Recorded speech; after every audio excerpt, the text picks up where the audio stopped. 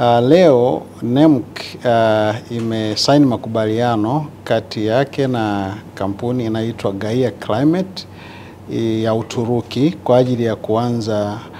shughuli za kupunguza takataka za plastiki katika majiji mbalimbali ya Tanzania. Tunajua kwamba plastiki ni tatizo kubwa ambalo serikali ya Tanzania tayari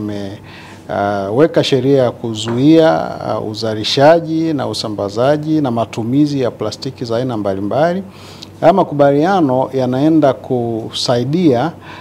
katika kuongeza nguvu ya kupunguza plastiki katika miji yetu, kwa sababu tunaenda kufanya biashara ya plastiki ambayo ni jambo jipya limeibuka katika ulimwengu wa usimamizi wa mazingira. Biashara ya plastiki au plastic credits ni biashara ambayo inachukua fedha kutoka katika makampuni yanayozalisha plastiki katika kurudisha kwenye mazingira, kwa sababu mchafuzi anatakiwa kulipia uchafuzi wake, na kwa hiyo hizo fedha zinatumika kuwezesha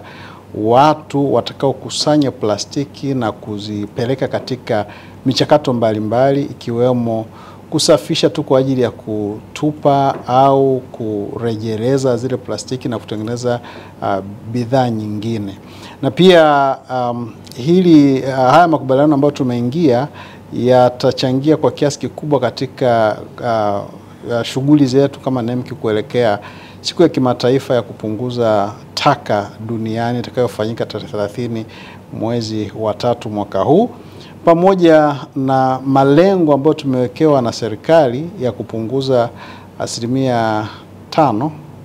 ya taka katika nchi nzima. Kwa hiyo tunafikiri zoezi hili litaweza kutuongezea nguvu, kwa sababu taka za plastiki zinaenda kubadilishwa kuwa fursa na watu watalipwa kukusanya taka kutoka maeneo mbalimbali, nchi kavu, baharini, kwenye maziwa na sehemu mbalimbali, na hivyo itasaidia kujenga uchumi, kwa sababu itatoa ajira kwa watu wa aina mbalimbali, lakini itaondoa tatizo la takataka na athari ambazo takataka zinasababisha kwa viumbe wa majini pamoja na binadamu ambao wanatumia vyakula vinavyozalishwa baharini, samaki na kadhalika. NEMC TV, mazingira yetu, uhai wetu.